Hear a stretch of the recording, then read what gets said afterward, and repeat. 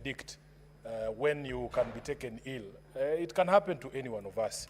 And therefore, we did not plan that the Deputy President would not be here to also be able to present his case. And as Senator Roba has said, many people were in fact waiting to also get some clarifications from some of the pronouncements that have come from the Deputy President. Honorable Speaker, I want to also thank the parties that have taken time to appear before us, the case by the National Assembly, and of course the very able representation of the Deputy President. Honorable Speaker, it is clear that the case by the National Assembly is not perfect. But I have agonized over some of the issues that have been raised by the National Assembly. And Honorable Speaker, allow me to begin with ground one, where the Deputy President is accused of violation of Articles 27(4), which, Honorable Speaker, makes it unconstitutional for you to discriminate on, among other grounds, Honorable Speaker, on the grounds of belief. Secondly, Honorable Speaker, there is also an express provision under Article 73 on the same, and Article 33 3D that specifically deals with speech, Honorable Speaker, that constitutes advocacy for hatred on the basis of discrimination. Honorable Speaker, yesterday when I put this question to the legal team of the Deputy President, I was expecting a proper explanation, but of course, you also saw that they chose to throw snide remarks. Senator Gataya and Senator Tabitha. Please pause my time. When Senator Tabitha, you're speaking, Pause my time. senators give you a pin drop silence. The same must be extended to the Senator for Nairobi City. Sit down, Senator Mofire.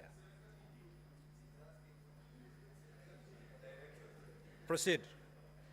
So, Honorable Chair, Honorable Speaker, yesterday when I put this question seeking clarification to the defense team, they chose instead to make snide remarks about appointments that have been made recently of members of my party, ODM.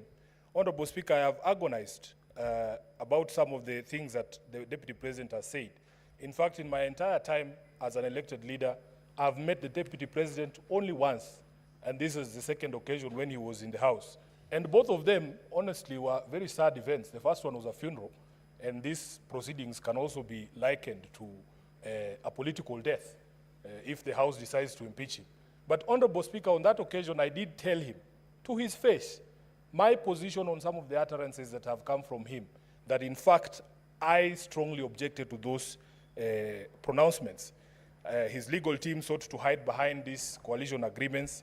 I have agonized over what to do with an agreement, Honorable Speaker, that ousts the mandate of constitutional bodies. For instance, Honorable Speaker, you are told that in the agreement, positions that especially are essentially are supposed to be available to all Kenyans through advertisement by the Public Service Commission, like permanent secretaries, have already been dished out. So what am I supposed to do with a contract that ousts the mandate of the PSC, a constitutional body? What am I supposed to do with a contract that ousts the mandate of this House, Honorable Speaker? For instance, to vote for the person who sits in the chair that you sit in. And if memory serves me right, Honorable Speaker, members who are not signatories to the coalition agreement of Kenya Kwanza, in fact, participated in voting for you to become the Speaker. And many of them were members of my political party, ODM, although, of course, I was not one of them.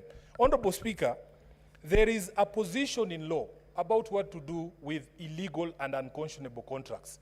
I feel that the Deputy President wasted an opportunity to give clarification on his pronouncements, that, Honorable Speaker, he chooses to hide behind a contract that I consider unconstitutional is something that I have agonized over.